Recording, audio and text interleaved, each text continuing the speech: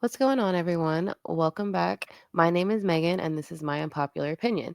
So, today we are going to be looking at different videos of Tom Homan and the AOC discussing their different points of views on immigration. Okay, so the first video we're going to look at is in reference to all the illegal immigrants and what crimes, how many of them are convicts and felons. So, with all that being said, let's get into the first few videos between, again, Tom Homan and the AOC. The Director of Immigration and Customs Enforcement confirms that more than 13,000 illegal immigrants convicted of murder have been caught at the border and then released into the United States. The letter here tells the tale. Hello, I'm John Roberts in Washington. You believe this, Sandra? Which means they are here. And this is just an unbelievable development. Hello, I'm Tom Homan from Border 911. You know, I wake up every morning pissed off on what this administration has done to our national security, to our southern border. When I worked for the Trump administration, we handed this administration the most secure border of my lifetime. They unsecure this border on purpose. What commander-in-chief does that to the nation? It has resulted in a record number of Americans dying from fentanyl, over 112,000. A record number of women and children being sex trafficked into the United States. This is devastating to America. We can't have national security without border security. The Border 911 team, who is the experts, the most profound experts in the world when it comes to border security, are going to spend the next year educating the American people on why border security matters. It's a national security threat. It's a public safety threat. It's a public health threat. When President Trump walks back in the Oval Office in January of 2025, we'll lock this border down in 120 days. Was the standing immigration policy about 100 years ago, meaning that unless you are an African-American member of this body, unless you are a descendant from Puerto Rico, Guam, or a U.S. territory, virtually every single member of this committee is here today as a result of and thanks to more open U.S. immigration policies. And the idea of slamming the door when we desperately need these migrants, when we desperately need it, and what we need is an orderly process. It's not that we don't need or want folks to come. It's that we actually have to make it easier for these individuals to participate in our economy, get a job, support themselves, and live the American dream. And what this conversation is about defending the American dream. We cannot allow that to change.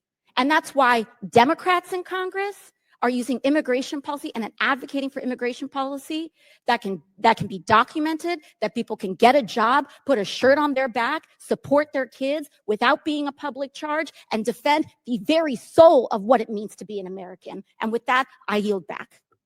And not only that, but the women and children on that border that are trying to seek refuge and seek opportunity in the United States of America with nothing but the shirt on their backs are acting more American than any person who seeks to keep them out ever will be. Okay, so these are the people that she's saying is more American than most of us, who truly love our country, and that they are no debt to society, and that they're actually helping us become a better country.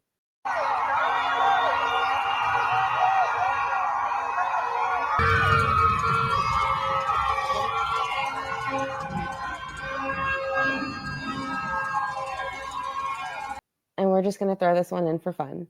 Right? So now what happens?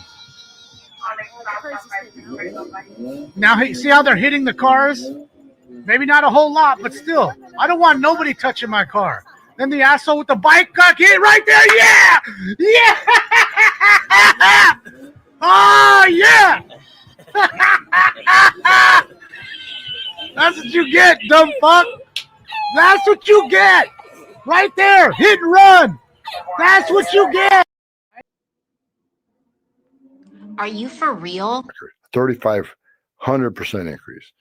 Record number of Americans dying of fentanyl. We got a record number of cartel members that have entered this country. You know, the criminal cartels in Mexico making more money than they've ever made in smuggling aliens, trafficking in women and children, and moving dope. So hate all you want.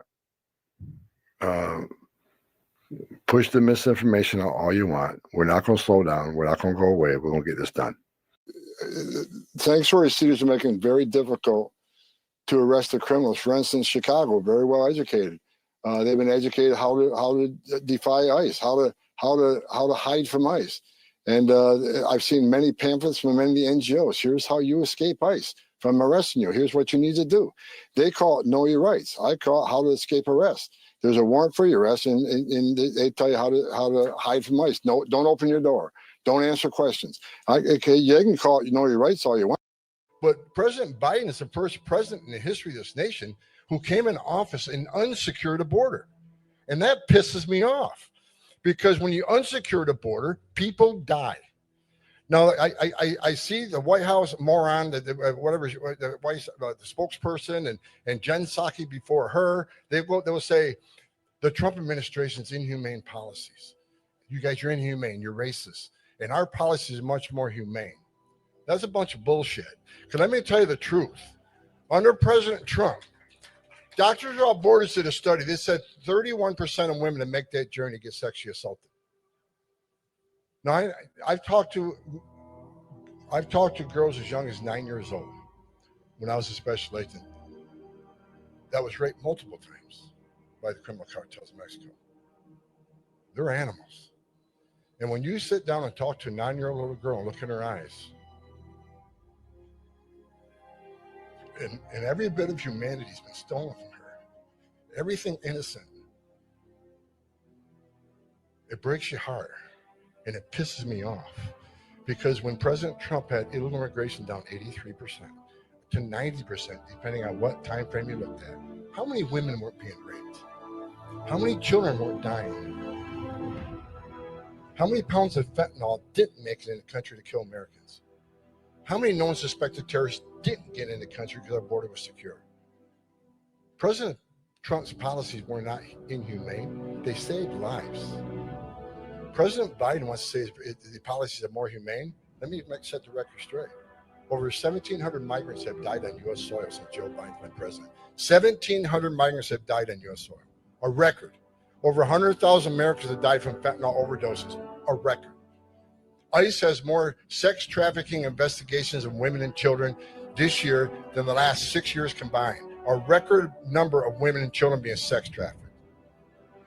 And the thing that bothers me the most, on top of all those terrible things, a record number of known suspected terrorists have been arrested trying to enter this country.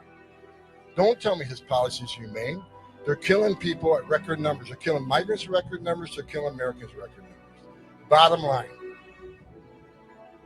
President Trump was one badass president. Okay, here's one way that we're going to create some friction in this system. Tom Homan, who's directing a lot of these ICE operations nationally, etc., he went on TV practically crying. This dude was whining his ass off because ICE went into the city of Chicago and Chicago had prepared for them. Sir, please, I don't care what Brandon Johnson tell you, please come clean up Chicago, Illinois. We need you, Tom Homan. This place sucks right now. And like you said, our city sucks because our governor sucks and our mayor sucks. You were absolutely right about that. And I mean, it couldn't get more broad than that. And I just really appreciate you coming here, just speaking to the people of Chicago, you know, listening to us more than our own mayor. You're actually doing a better job than the mayor is when it comes to listening to us.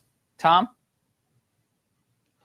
Well, look, I was there 2 weeks ago, and I spoke to the people there, and you're right. I said the mayor sucks and the governor sucks because of them protecting illegal aliens in your city, especially criminal illegal aliens. Their number one responsibility is protecting the communities. So, look, I made a promise 2 weeks ago that I'd be back, and I will be back. When this operation starts, I will be in Chicago, and men and women at ICE are going to be on the streets doing their job. So I appreciate your support. And I met with, when I was out there, I met with black pastors. I met with leaders of the community. They're all on the same page. The only one on a different page is the mayor. And we're going to prove to him that we can come in and make that city safer with or without his help. We're not taking no for an answer anymore. But Tom, you got AOC out there, Alexandria Ocasio-Cortez, Congresswoman, putting out a webinar, doing a webinar to help illegals avoid, I guess, apprehension, giving tips about how to continue to remain in the country and ultimately game the system. And I sent an email today to the Deputy Attorney General. At what level is that impediment? Is that impediment?